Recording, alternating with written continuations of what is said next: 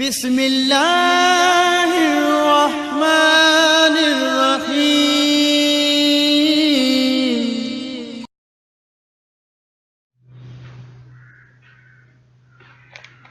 اللہ کے نام سے شروع جو بڑا مہربان نہایت رحم والا ہے۔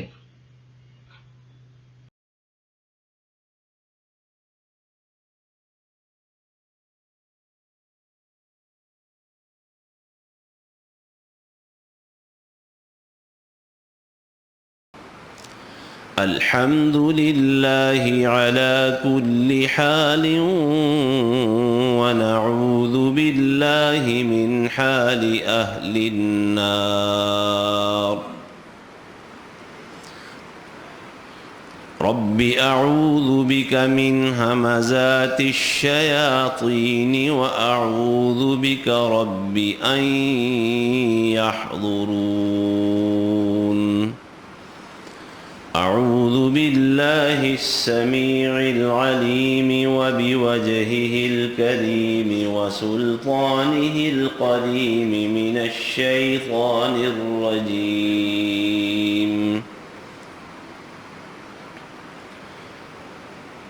النبي أولى بالمؤمنين من أنفسهم وأزواجه أمهاتهم وأولو الأرحام بعضهم أولى ببعض في كتاب الله من المؤمنين والمهاجرين إلا أن تفعلوا إلى أوليائكم معروفا كان ذلك في الكتاب مسطورا. پیغمبر زیادہ قریب ہیں ایمان والوں کے ان کی جانوں سے بھی، اور ان کی بیویاں ان کی مائیں ہیں، اور جتنے رشتہ دار ہیں بعض کا بعض پر حق زیادہ ہے اللہ کی کتاب کے مطابق، عام ایمان والوں اور مہاجرین سے بھی زیادہ. ہاں اگر تم میں سے کوئی اپنے کسی دوست پر احسان کرنا چاہے، اس سے حسن سلوک کرنا چاہے تو اور بات ہے، اور یہ بات پہلے سے اللہ کی کتاب میں لکھی ہوئی ہے. سورہ احزاب کی یہ آیت ہے، اور بہت سارے حوالوں سے سورہ الاحزاب ایک انقلابی صورت کہلانے کی حقدار ہے. اللہ تعالیٰ نے اس میں بہت ساری عرب کی زمانہ جاہلیت کی جو رسمیں تھیں ان کا خاتمہ کیا، اور ایک خاص بات یہ کہ اللہ نے اس صورت میں پیارے پیغمبر صلی اللہ علیہ وآلہ وسلم کی بیویوں کو ایمان والوں کی مائیں قرار دیا ہے. آپ کی سب سے پہلی بیوی یہ سب ایمان والے جانتے ہیں سیدہ خدیجہ بنت خویلد رضی اللہ تعالی عنہا ہے. اور ایک ضمنی بات یہ بھی کہ نبی علیہ السلام کی 11 بیویوں میں سے 9 بیویاں ایسی ہیں جن کا تعلق کہیں نہ کہیں جا کے رسول اللہ صلی اللہ علیہ وسلم کا جو خاندان ہے جسے خاندان قریش کہتے ہیں اس کے ساتھ مل جاتا ہے. حضرت خدیجہ رضی اللہ تعالی عنہا بھی قریشی خاندان سے ہیں، اور یہ بات بھی ہمارے ہاں الحمدللہ معروف ہے کہ نبی علیہ السلام کی شادی حضرت خدیجہ کے ساتھ ہوئی تو آپ کی عمر 25 سال تھی، جبکہ خدیجہ رضی اللہ تعالی عنہا کی عمر اس وقت 40 سال تھی، 15 سال کا فرق تھا. اور یہ بات بھی تاریخ کا سیرت کا حصہ ہے کہ خدیجہ رضی اللہ تعالی عنہا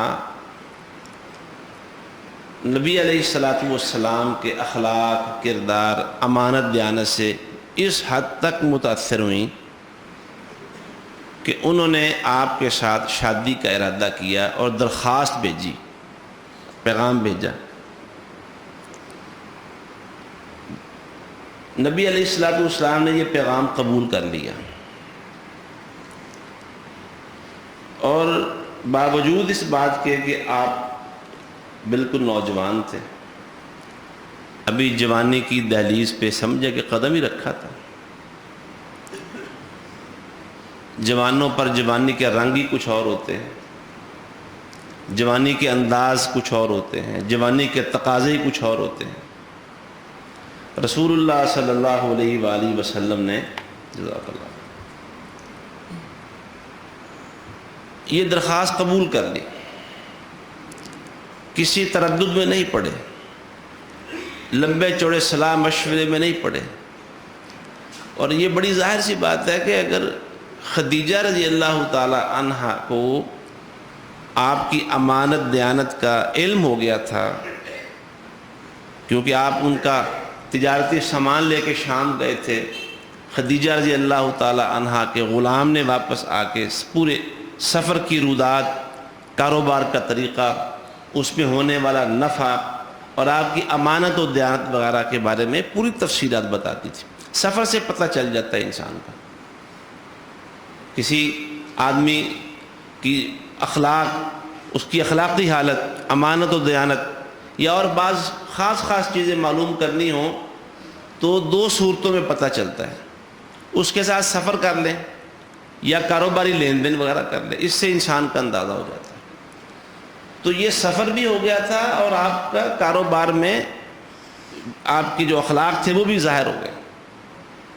تو یقینی بات ہے رسول اللہ صلی اللہ علیہ وسلم نے اگر یہ رشتے کی پیشکش قبول کی تھی تو آپ کو بھی تو کوئی چیز نظر آئی ہوگی نا اس سارے معاملے کے اندر. مال کس کا تھا؟ خدیجہ رضی اللہ تعالیٰ عنہ کا، اور سارا نفع اور لین دین سارے معاملات ان سے ہوئے تھے. اگر انہیں اندازہ ہو گیا کہ یہ محمد صلی اللہ علیہ وسلم کس اخلاق کے مالک ہیں تو یقیناً رسول اللہ صلی اللہ علیہ وسلم کو بھی اس بات کا پورا علم اور یقین ہو چکا ہوگا کہ خدیجہ کس اخلاق کی مالک ہے. طے ہوئی شادی. یہاں یہ بھی سوال عام طور پر کیا جاتا ہے، لوگ کہتے ہیں جی جب رسول اللہ کی شادی ہوئی خدیجہ رضی اللہ تعالیٰ عنہ کے ساتھ تو آپ کے چچا ابو طالب نے آپ کا نکاح پڑھایا تھا. اس وقت نکاح پڑھانے والا جو ہمارے ذہنوں میں تصور ہے نا، یہ خطبہ پڑھنا، اور یہ بالکل نہیں تھا. یہ خطبہ تو ہمیں رسول اللہ صلی اللہ علیہ وسلم نے سکھایا ہے. خطبہ حاجت یہ جسے ہم خطبہ نکاح کہتے ہیں. تو اس وقت تو ایسا کوئی خطبہ نہیں تھا، لیکن ایجاب و قبول تھا کہ تمہیں فلاں کی بیٹی اتنے اکمیر کے ساتھ شادی میں نکاح میں قبول ہے. اتنی بات موجود تھی، بس اتنی بات سے نکاح ہو گیا تھا. اور اب بھی اسلامی فقہ میں، اسلامی شریعت میں اگر اتنی بات کر لی جائے، لڑکی کا ولی موجود ہو، لڑکی بھی اس نکاح پر رضامند ہو، گواہ موجود ہوں، حق مہر طے کر لیا جائے، لڑکی کو پتا ہو یہ حق مہر ہے، یہ لڑکا ہے فلاں کا بیٹا ہے، کسی قسم کا درمیان میں غرر اور دھوکہ نہ ہو، تو ایجاب و قبول سے نکاح ہو جاتا ہے.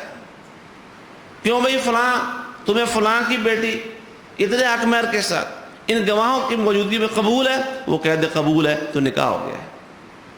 اس طرح نکاح ہو گیا. اور ادھر سے جو بات ہم کر رہے ہیں کہ ولی ہونا چاہیے، تو خدیجۃ الکبریٰ رضی اللہ تعالی عنہا کا ولی ان کے چچا عمر بن اسد تھے. عمر بن اسد نے اپنی بھتیجی کا نکاح ولی بن کے رسول اللہ صلی اللہ علیہ وآلہ وسلم کے ساتھ کر دیا تھا. اور یہ بات آپ جان چکے ہیں کہ خدیجہ رضی اللہ تعالی عنہا کی اس سے پہلے 2 جگہ پہ شادی ہو چکی تھی. پہلے خامد کے ہاں اولاد نہیں ہوئی تھی، دوسرے خامد کے ہاں اولاد ہوئی تھی، بیٹے تھے ان کے.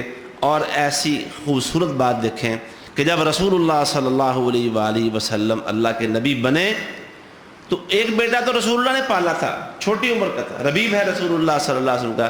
وہ سارے کے سارے بیٹے رسول اللہ صلی اللہ علیہ وسلم پر ایمان لائے اور اسلامی تاریخ میں ان کا بڑا کردار ہے رسول اللہ کی زندگی میں بھی. اور جب رسول اللہ صلی اللہ علیہ وسلم وفات پا گئے تو یمن کے علاقے میں جو قبیلے مرتد ہو گئے تھے، ان قبائل کے خلاف جن لوگوں نے جنگ کی اور قائدانہ کردار ادا کیا، ان میں سے ایک خدیجہ رضی اللہ تعالی عنہا کا ایک بیٹا بھی شامل تھا اس جنگ کے اندر. یعنی وہ اگر اولاد تھی اور خدیجہ رضی اللہ تعالی عنہا نے رسول اللہ صلی اللہ علیہ وسلم سے شادی کر لی تو نبی علیہ الصلوۃ والسلام کا اخلاق اور ان بچوں کے ساتھ آپ کی تربیت، ان بچوں کے ساتھ آپ کا رویہ اتنا شاندار تھا کہ جب آپ کو اللہ نے نبوت و رسالت عطا فرمائی تو جس طرح خدیجہ رضی اللہ تعالی عنہا نے آپ کے اوپر ایمان لانے میں دیر نہیں کی تو خدیجہ رضی اللہ تعالی عنہا کے تینوں بیٹے وہ رسول اللہ صلی اللہ علیہ وسلم پر ایمان لائے اور اسلامی تاریخ میں، اسلامی جہاد میں، اسلامی حکومت کے قیام میں اور بعد میں خلافت راشدہ کے زمانے میں ان بیٹوں کا کردار بڑا روشن اور سنہری کردار ہے۔ حق مہر کی بھی سن لیں، حق مہر بھی مقرر ہوا، 6 اونٹ حق مہر مقرر ہوئے تھے، 6 اونٹ رسول اللہ صلی اللہ علیہ وسلم نے وہ حق مہر دیا۔ اور ادھر سے کیا ہوا، شادی ہوئی تو خدیجہ رضی اللہ تعالی عنہا نے اپنا سارے کا سارا مال رسول اللہ صلی اللہ علیہ وآلہ وسلم کو سونپ دیا، سارا مال۔ آپ کے دل میں دنیا کا لالچ بالکل نہیں تھا۔ یہاں یہ بات بھی ایک اور شاید معلومات میں اضافہ ہو، شاید جب یہ ہم تصور کرتے ہیں کہ نبی علیہ الصلوۃ والسلام کے والد آپ کی پیدائش سے پہلے فوت ہو گئے تھے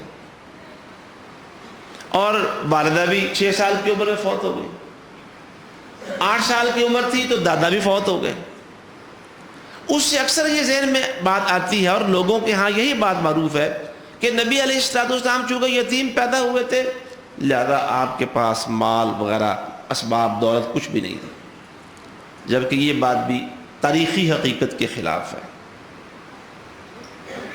ہمارے ایک دوست ہیں ابو بکر قدوسی صاحب، ہمارے یہاں پچھلے مہینے جو 1 ستمبر کو فضائل صحابہ کے عنوان سے ایک سیمینار ہوا اس پہ وہ تشریف لائے تھے، ان کا خطاب بھی تھا۔ انہوں نے اس پر بڑا مفصل اور تحقیقی مضمون لکھا ہے اور ثابت کیا ہے کہ نبی علیہ الصلوۃ والسلام حقیقت میں بڑے مالدار تھے۔ یہ 6 اونٹ دینا آپ ذرا آج بھی اندازہ کر لیں، اونٹ کی قربانی کرنی ہو تو اونٹ سستے سے سستا کتنے کا آتا ہے جی؟ 1 کو قربانی کرنی ہو نا تو لگ پتہ جانتا ہے، ماڑا بندہ نہیں کر سکتا جی۔ چلے کم از کم بھی لگائیں تو 6 لاکھ تو بنتا ہی ہے نا۔ اب تو حق مہر کی باری آتی ہے کہ شرعی بند دے، شرعی حق مہر، باقی ہر کام غیر شرعی، صرف حق مہر شرعی بن رہا ہے اور وہ صرف وہ شریعت کی حد 5000 پہ آ کے رک جاتی ہے۔ پنڈا نو پیسے دینے نے وہ بھی کھلے ڈلے دے دینے اور اس کے علاوہ اپنی خواہشات اور اللہ ترلوں پر جتنا چاہے پیسے خرچ کر دینے۔ حق مہر کی باری بعض لوگ اتنے سخت ہو جاتے ہیں سمجھانے کے باوجود کہتے ہیں جی شریعت سے آگے نہیں جانا چاہیے۔ 6 اونٹ رسول اللہ صلی اللہ علیہ وسلم نے حق مہر میں دیے تھے، 6 اونٹ، یہ بہت بڑا حق مہر تھا۔ تو بات یہ ہو رہی تھی کہ خدیجہ رضی اللہ تعالیٰ عنہ کی آپ ذرا شان ملاحظہ کریں، شادی سے کچھ دیر کے بعد ہی رسول اللہ صلی اللہ علیہ وسلم کے دل میں کچھ دیر کہہ لیں گے، کچھ سال چند کہہ لیں، آپ کہہ سکتے ہیں 25 سال آپ کی عمر تھی، آپ کو خلوت میں رہنا پسند آ گیا تھا، تنہائی میں رہنا۔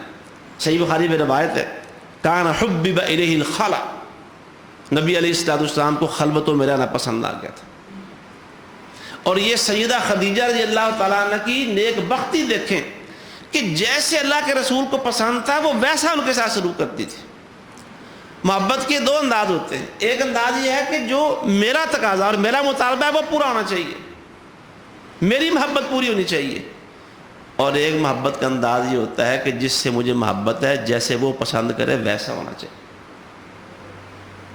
یہ دونوں انداز محبت کے ہیں، ایک یہ ہے کہ مجھے محبت ہے لہذا میری محبت کے تقاضے پورے ہونے چاہیے، اور ایک یہ ہے کہ جس سے مجھے محبت ہے وہ میرا محبوب ہے، اس محبوب کے تقاضے پورے ہونے چاہیے۔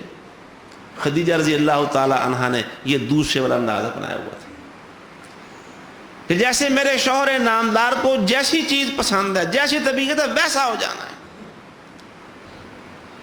آپ کو خلوت میں جانا پسند تھا، کوئی رکاوٹ نہیں تھی، کوئی گلا شکوہ، کوئی جزا فضا۔ آپ پھر خلوت جاتے بھی آپ کہاں تھے؟ آپ کو اللہ نے اولاد دے دی، اگر بیٹیاں دے دی، بیٹیاں ہی تھیں، بیٹے تو پیدا ہوتے ہی فوت ہو جاتے رہے، چھوٹے بچے بھی اگر گھر میں تھے، چھوٹی بیٹیاں، تو نبی علیہ السلام انہیں گھر میں تنہا چھوڑ کے جاتے کہاں تھے؟ حرا کے اندر چلے جاتے تھے، غار حرا میں جاتے تھے، اور وہاں ایک آدھ دن نہیں رہتے، تھوڑا سا سامان ستو وغیرہ لے جاتے، اور وہاں لیالی ذوات العدد، کئی کئی راتیں وہاں گزارتے. اور خدیجہ رضی اللہ تعالی عنہ آپ کے انتظار میں کیا کرتی تھی؟ آپ کے آنے تک دوبارہ جانے کا سامان تیار رکھتی تھی، دوبارہ جانے کا سامان. جو سعادت مند خواتین ہوتی ہیں وہ یہی ہوتی ہیں. ابراہیم علیہ السلام بیوی اور بیٹے کو چھوڑ کے اچانک اٹھ کے نکل کھڑے ہوئے. بیوی بانپ گئی کہ یہ جانا معمول کا جانا نہیں ہے، وہ بڑا پکا ارادہ لگ رہا ہے، کسی ارادے سے جا رہے ہیں. آواز ابراہیم، خاموش، ابراہیم، ابراہیم، خاموش. ملا کر پوچھا ابراہیم آپ جا رہے ہیں تو کیا اللہ تعالیٰ کا حکم ہے کہ اب آپ چلے جائیں ہمیں چھوڑ کے؟ انہوں نے پیچھے پلٹ کے دیکھے بغیر کہا کہ ہاں اللہ کا حکم ہے کہ میں تمہیں چھوڑ کے یہاں سے اللہ کے حکم کے مطابق چلا جاؤں. تو سوال ہو سکتا تھا کہ ابراہیم کس کے حوالے کر کے جا رہے ہو، کس کے سپورٹ، ہمارا کیا سوچا ہے؟ وہ کہتی ہے اچھا اگر اللہ کا حکم ہے ابراہیم تو پھر اللہ ہمیں کبھی ضائع نہیں کرے گا، اللہ ہمیں کوئی تکلیف نہیں آنے دے گا، اللہ ہمیں بے یار و مددگار نہیں چھوڑے گا. یہ سعادت مندی ہے، محبوب کے رنگ میں رنگے جانا، نہ کہ محبوب کو اپنے رنگ میں رنگنا. یہ دو کیفیات ہوتی ہیں. وہ رنگ بھی محبت کا ہی ہے کہ محبوب کو اپنے رنگ میں رنگ لینا، اور ایک رنگ یہ ہے کہ خود محبوب کے رنگ میں رنگے جانا. سیدہ خدیجہ رضی اللہ تعالی عنہ نے یہ کیا، اور سیدہ ہاجرہ رضی اللہ تعالی عنہ نے بھی ابراہیم علیہ السلام کے ساتھ یہی کیا تھا. آپ دیکھ نہیں رہے کہ شادی ہوتی ہے سارا مال خدیجہ اپنے شوہر نامدار کو دے دیتی، اور نبی علیہ السلام بھی وہ مال سارا غریبوں میں غرباء میں تقسیم کر دیتے ہیں. پیسے کی بھوک نہیں تھی، گزارا کرنا، اور آپ چلے جاتے تھے.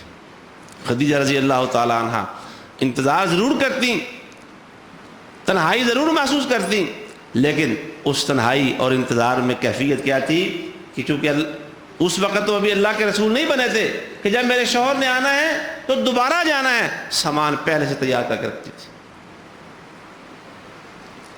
نبی علیہ السلام کو خلوت پسند تھی. نبی کریم صلی اللہ علیہ وآلہ وسلم حضرت خدیجہ کے بارے میں بڑی محبت کرتے تھے. یہ سارے الحمدللہ جانتے ہیں، مسلمان رسول اللہ صلی اللہ علیہ وسلم کی سیرت کو جاننے والے خدیجہ سے بڑی محبت ہے. اس کے کچھ ظاہری اسباب بھی تھے، کچھ روحانی اسباب بھی تھے. ظاہری اسباب میں سے نبی علیہ السلام نے فرمایا، جب آپ سے پوچھا گیا اتنی محبت کا، تو فرمایا دیکھو اللہ نے مجھے جتنی اولاد دی ہے وہ خدیجہ سے دی ہے نا، کسی اور سے تو نہیں دی. تو یہ ویسے فطری چیز ہے، اگر کسی آدمی کی شادیاں زیادہ ہونا تو جس سے اولاد ہو اس کی طرف رجحان زیادہ ہو جاتا ہے. اور ویسے اس وقت کوئی اور بیوی تھی بھی نہیں، ایک ہی بیوی تھی، لیکن اس بیوی سے نبی علیہ السلام بعد میں بھی بڑی محبت کرتے رہے، بڑی وفا کرتے رہے. قربانی کرتے، قربانی کا گوشت، یا اس کے علاوہ دیگر موقعوں پر حضرت خدیجہ کی سہیلیوں کی طرف تحائف بھیجتے. حضرت عائشہ رضی اللہ تعالیٰ عنہ جو اس وقت بڑی لاڈلی تھی، نبی علیہ السلام کی محبت میں سب سے بلند مقام پر فائز تھی، وہ اس کو ذرا محسوس کرتی کہ خدیجہ میں آخر ایسی کون سی بات تھی اسے اتنی محبت، اتنی محبت. نبی کریم صلی اللہ علیہ وسلم نے اس کی وجہ بھی بتائی. دیکھو بات اصل میں یہ ہے کہ آمنت بی حین کفر بی الناس، وہ مجھ پر اس وقت ایمان لائی تھی جب لوگوں نے میرے ساتھ کفر کیا تھا. ایمان لانے میں ایک تو یہ درجہ بندی ہے نا کہ مردوں میں سب سے پہلے فلاں مسلمان ہوئے، غلاموں میں سب سے پہلے فلاں مسلمان ہوئے، عورتوں میں سب سے پہلے فلاں مسلمان ہوئیں، بچوں میں سب سے پہلے علی المرتضیٰ مسلمان ہوئے. یہ درجہ بندی چھوڑ کے بحیثیت مجموعی سب سے پہلے محمد رسول اللہ صلی اللہ علیہ وسلم پر ایمان لانے والی وہ سیدہ خدیجہ الکبریٰ رضی اللہ تعالیٰ، سب سے پہلے، ابو بکر سے بھی پہلے. اور ترتیب دیکھیں تو دوسرا نمبر ایمان لانے میں ابو بکر رضی اللہ تعالیٰ عنہ کا آتا ہے. فرمایا صدقتنی حین کذبنی الناس، جب لوگ مجھے جھوٹا جھوٹا کہہ رہے تھے وہ مجھے سچا قرار دے رہے تھے، آپ بالکل سچے ہیں. فرمایا واشرکتنی فی مالہا حین حرمنی الناس، جب لوگ مجھے اپنے مال سے محروم کر رہے تھے اس نے سارا مال میرے قدموں میں اپنا ڈھیر کر دیا تھا. وَرَزَقَنِيَ اللَّهُ وُلْدَهَا وَحَرَمَ وُلْدَ غَيْرِهَا، اللہ نے اس سے مجھے اولاد دیا، کسی اور بیوی سے اولاد نہیں دی۔ اسباب دیکھیں کیسے۔ خدیجہ رضی اللہ تعالی عنہ تو معمولی شخصیت نہیں تھی، اور یہ تو سب جانتے ہیں کہ جب نبوت و رسالت ملنے کے بعد، اور ویسے جب نبوت و رسالت کا تاج پہنایا جا رہا تھا، ایک تو یہ دیکھیں کہ وہ جو خلوت تھی اس کے لیے ہمیشہ سامان تیار کر کے دیتی، گلے شکوے نہیں کہ جی کہاں چلے جاتے ہیں بچوں کو ہمیں چھوڑ کے، کئی دن آتے ہیں، آپ آتے ہی نہیں ہیں، ہم انتظار میں رہتے ہیں، پھر کوئی طے شدہ مدت نہیں کہ کب آئیں گے، کب تک رہنا ہے، کچھ بھی نہیں، بس اس محبت کے اندر ہی کہ جیسے میرے شوہر کو پسند ہے میں ویسا ان کے ساتھ سلوک کروں۔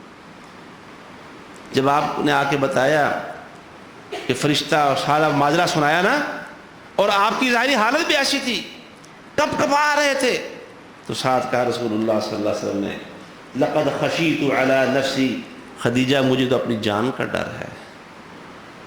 اس پہ دو باتیں تھیں، ڈر کی دو اسباب، ایک تو یہ کہ ظاہری کیفیت بڑی بخار، کپ کپی، سردی، اور اتنی کیا وہ کانبا چھڑیا، اتنی کپ کپی کہ عام بندہ بھی اس کپ کپی سے خوف اور گھبراہٹ محسوس کرتا ہے کہ جسم قابو میں نہیں آ رہا۔ اور دوسرا خوف کی بات یہ تھی کہ اتنی بڑی ذمہ داری ہے، میں کمزور و ناتواں کندھوں پر اتنا بڑا بوجھ کیسے اٹھاؤں گا، اتنا بڑا بوجھ کیسے اٹھاؤں گا، یہ بوجھ اٹھانے کی میرے اندر ہمت نہیں ہے۔ اور ویسے ظاہری کیفیت بھی خوف والی تھی۔ یہ بات کی رسول اللہ صلی اللہ علیہ وسلم نے پہلی وحی آنے کے بعد، جب حرا سے واپس آئے تو خدیجہ رضی اللہ تعالیٰ عنہ نے کیا کہا تھا، کہا نہیں کلا، نہیں واللہ اللہ کی قسم، ما یخزیک اللہ ابدا، اللہ تعالیٰ آپ کو کوئی ایسا منظر، ایسی چیز نہیں دکھائے گا جس سے آپ کو تکلیف محسوس ہو، اللہ آپ کو تنہا نہیں چھوڑے گا، اللہ آپ کو تکلیف میں نہیں ڈالے گا۔ وجہ کیا ہے؟ انک لتصل الرحم، میں دیکھتی ہوں کہ آپ صلہ رحمی کرنے والے ہیں، وتحمل الکل، اور لوگوں کے بوجھ اٹھاتے ہیں، جو بوجھ و تلے دبے ہوئے ہیں آپ ان کا بوجھ اپنے کندھوں پر اٹھا کے انہیں ہلکا پھلکا کر دیتے ہیں، کیا کہتے ہیں، ریلیکس کر دیتے ہیں، اور تو فکر نہ کر، میں نہیں ہوگا، میں تیرا بوجھ چکوں، آپ ان کے بوجھ اٹھاتے ہیں۔ وَتَكْسِبُ الْمَعْدُومِ یا وَتُكْسِبُ الْمَعْدُومِ، دونوں طرح بنتا ہے۔ اور جس کے پلے کچھ نہیں، خالی ہے، کنگال ہے، اسے کما کما کے کھلاتے ہیں، خود کما کے دیتے ہیں اسے۔ رسول اللہ صلی اللہ علیہ وسلم کسی کو کما کے دینا، اپنے خون پسینے کی کمائی کسی کے منہ میں ڈالنا، یہ میرے اور آپ کے محبوب پیغمبر کی سنت ہے۔ آج خون سفید ہو گئے امت مسلمہ کے، الا من رحم ربی، الا ان شاء ربی، کہتا جی میرے بالاں دی روزی اور کوئی نہیں، تے بیگم صاحبہ ہی احتجاج کھڑا کر دیں گیا، میرے بالاں دے تو لقمے دوجے نے منہ تے پاؤنا ہے۔ آج حوصلہ نہیں ہے، اپنے خون پسینے کی کمائی، اور پھر کمانا بھی اس لیے کہ دوسروں کا بھلا ہو۔ ہم تو اپنے لیے کماتے ہیں نا جی، اپنے بچوں کے لیے، جتنی محنت تبل ہو کس کے، اپنے ہاں اس میں سے کچھ بچا کے، سوچ کے، نیت کر کے ہم دوسروں کو دیتے ہیں۔ یہاں بات ہی کچھ اور ہے، آپ کچھ کماتے ہیں اس لیے کماتے ہیں کہ جس کے پلے کچھ نہیں، بیچارہ خالی ہے، کنگال ہے، میں اس کو کچھ دے سکوں، کمائی اس لیے کرتے ہیں۔ اور مزید فرمایا بتقری الضیف، آپ مہمانوں کی بہت تواضع کرتے ہیں، بڑے مہمان نواز ہیں، وتعین علی نوائب الحق، اور سچی بات، حق بات پر جو مصیبتیں آتی ہیں، بس ایک بندے نے کوئی صحیح کام کرنا ہے تو صحیح باتیں، صحیح کام، صحیح موقف اپنانا ہمیشہ ہر زمانے میں مشکل رہا ہے۔ آپ ایسے موقعوں پر لوگوں کے کام آتے ہیں، تو گھبرانا تو اے کم کر، اے گل کر، میں تیرے نال ہاں۔ ہم تو منہ موڑ لیتے ہیں، مصیبت کسی پر آ رہی ہو نا، کسی صحیح کام، صحیح بات کی وجہ سے، خاندانوں میں، رشتہ داروں میں کئی دفعہ ایسا ہوتا ہے۔ یہ شادی بیاہوں کے رشتوں کے لین دین اور کاروباری لین دین میں نا بعض اوقات دو گھرانوں میں پھڈا ہو جاتا ہے، اور نظر آتا ہے کہ ایک بیچارہ ہے کمزور لیکن ہے سچا، ہے کمزور ہے سچا، اور اس سچائی کی وجہ سے دوسرا طاقتور ہے، وہ پریشر ڈال کے اسے مصیبت پر ڈالے ہوئے، اسی منہ دوجے پسے کر لیں۔ چل گیا معاملے کا. کئی دفعہ یہ سوچتے ہیں انہیں کہڑی میرے نال گل کی ہے, پیا مصیبت مینوں کو دسیا انہیں میرے نال. یعنی یہ صورتحال ہے آج. اس قدر ہمارے دل سخت ہو گئے ہیں, دلوں میں, سینوں میں, دلوں کی جگہ پہ پتھر کے ٹکڑے رکھے ہوئے. پتہ ہے کہ فلاں بندہ سچا ہے, وہ فلاں طاقتور ہے, اس پر ظلم کر رہا ہے, زیادتی کر رہا ہے, اس کے ساتھ کندھا لگا کے کھڑے ہوں گے نہیں, اور اس کو آنکھوں میں آنکھیں ڈال کے یہ کہنے کی جرت نہیں ہے اور خبردار میرے ہوتے ہوئے تم اس کی طرف ٹیڑھی آنکھ سے نہیں دیکھ سکتے. اللہ کے رسول ساتھ کھڑے جاتے. یہ کون کہہ رہی ہیں؟ خدیجہ الکبریٰ رضی اللہ تعالیٰ. آپ کا حوصلہ بڑھا رہی ہیں, آپ کو کھڑا کر رہی ہیں. نبی کریم صلی اللہ علیہ وآلہ وسلم کو حوصلہ دے رہی ہیں. نہیں نہیں, اللہ کی قسم, اللہ آپ کو کوئی ناپسندیدہ صورتحال کا شکار نہیں ہونے دے گا. اللہ آپ کو بے یار و مددگار نہیں چھوڑے گا, کیونکہ آپ میں خوبیاں ہی ایسی ہیں, کمالات ہی ایسے ہیں. ان کمالات والا بندہ اللہ اس کو کبھی تنہا نہیں چھوڑ سکتا. وَتُعِينُ عَلَىٰ نَوَائِبِ الْحَقِّ. حق بات کہنے, حق بات کرنے, کام کرنے سے جب لوگوں کو مصیبتیں آتی ہیں آپ لوگوں کے ساتھ کھڑے ہو جاتے ہیں. خدیجہ رضی اللہ تعالیٰ عنہ نے آپ کی حالت کیفیت دیکھی. جہاں دیدہ خاتون تھی, سمجھدار خاتون تھی, تو تشویش تھی اندر, لیکن رسول اللہ صلی اللہ علیہ وآلہ وسلم کو حوصلہ دے دی. آپ اندازہ کریں نا, عورتوں کے حوصلے تو کمزور ہی ہوتے ہیں مردوں کے مقابلے میں, ہوتے ہیں کہ نہیں ہوتے؟ لیکن یہاں کیا معاملہ ہے, تشویش کچھ محسوس ہوئی, لیکن رسول اللہ کو بات کر کے کیا کیا ٹھنڈ ڈال دی ایک دفعہ. نہیں نہیں اللہ, آپ گھبرائیں نہیں, آپ کیسے ایسا کچھ بھی نہیں ہونے والا. اور ویسے جا کے نا اپنے چچا کے بیٹے, چچا زاد بھائی ورقہ بن نوفل سے بات کی. وہ ان تک عیسائیت کی دعوت تبلیغ کے اثرات سے نا کچھ, وہ تورات انجیل وغیرہ کا مطالعہ کرتے تھے, اور عیسائیت بت پرستی یا جو یہاں کا مقامی مذہب تھا اسے چھوڑ کے وہ عیسائیت کے قریب ہو چکے تھے. تورات پڑھا کرتے تھے, انجیل کا مطالعہ کرتے تھے, اور نصرانیت کو اچھا دین سمجھتے تھے. اپنے یہاں کے مقامی خاندانی دین کو, بت پرستی کو اندر سے خیر بات کہہ چکے تھے. انہوں نے جا کے نا اپنے چچا زاد بھائی سے بات کی, بھائی جان یہ معاملہ ہوا ہے, آپ کے بھائی کے ساتھ یہ معاملہ ہوا ہے, تو میں لے کے آتی ہوں, ان کی ذرا بات تو سنیں. رسول اللہ صلی اللہ علیہ وسلم گئے, اپنی ساری بات سنائی. ورقہ بن نوفل نے کہا, وہ یہ تو وہی ناموس اکبر ہے جو اللہ کے نبی سیدنا موسیٰ علیہ السلام کے پاس آیا کرتا. یہ تو وہی فرشتہ ہے جو اللہ کے نبی سیدنا موسیٰ کے پاس آیا کرتا تھا. آپ تو اللہ کے نبی ہیں, قیامت تک کے اللہ نے آپ کو نبوت کے لیے چن لیا ہے. اور پھر ساتھ ہی اس نے ایک آہ بھری. ورقہ بن نوفل نے, کاش کہ جب آپ کو مکہ والے یہاں مکہ سے نکال رہے ہوں, دیش نکالا دے رہے ہوں, میں اس وقت زندہ ہوں اور میں آپ کا مدد کروں اور میں آپ کے ساتھ کھڑا ہو جاؤں. کاش کو اس وقت. آپ حیران ہو گئے کہ مکہ والے تو میری اتنی تعریفیں کرتے ہیں, میرے ساتھ اتنی محبت کرتے ہیں, ہر زبان میری تعریف میں وہ خشک ہوتی نہیں ہے, رطب اللسان ہے. آپ کی عزت, آپ کی دیانت, آپ کی امانت, آپ کی صداقت, آپ کے اخلاق کے ایک ایک پہلو کی گواہی دیتے ہیں. اب ہم مخرج ہی ہیں, مجھے نکال دیں گے؟ ہاں, اصل میں جس منصب کے لیے اللہ نے آپ کو چنا ہے, اللہ نے اس منصب پر جس بندے کے اوپر کھڑا کیا, ساری قوم اس کی مخالف ہو گئی, اور حالات اتنے پریشان کون کر دیے گئے کہ نبی کو وہ اپنا ملک, اپنا علاقہ چھوڑ کے نکلنا پڑا وہاں سے. لیکن ہوا یہ کہ اس واقعے سے تھوڑے دن بعد ورقہ بن نوفل فوت ہو جاتے ہیں. خدیجہ الکبریٰ رضی اللہ تعالیٰ عنہ کے چچا زاد فوت. نبی علیہ السلام نے بتایا کہ مجھے اللہ نے ورقہ بن نوفل خواب میں ملوائے تھے, ان کی حالت بہت اچھی تھی, ان کی حالت بہت اچھی تھی. یعنی اندر سے مسلمان ہو کے گئے دنیا سے. وہ اچھی حالت نبی کو دکھایا جانے کا مطلب کیا ہے؟ اور یہاں سے ایک یہ بات بھی نکلتی ہے. خدیجہ الکبریٰ رضی اللہ تعالیٰ عنہا کے بیٹوں کی بات میں نے پہلے کر دی ہے. ان کے بیٹے تھے پہلے خامن سے, اور وہ بھی رسول اللہ صلی اللہ علیہ وسلم پر ایمان لائے. نہ صرف ایمان لائے بلکہ ان کی اسلامی دعوت کو پھیلانے اور اسلامی ریاست کو مضبوط کرنے میں, اور رسول اللہ صلی اللہ علیہ وسلم کی وفات کے بعد بھی جو مسلمان کو، اسلامی ریاست کو خطرات لاحق ہو گئے تھے، ان میں سے خطرہ تھا مرتدین کا. اس خطرے کو امت سے دور ہٹانے میں حضرت خدیجہ رضی اللہ تعالیٰ عنہ کے بیٹوں کا بڑا کردار رہا ہے. خدمات ہے. یہ ورقہ بن نوفل کی بات بھی آپ نے سن لی.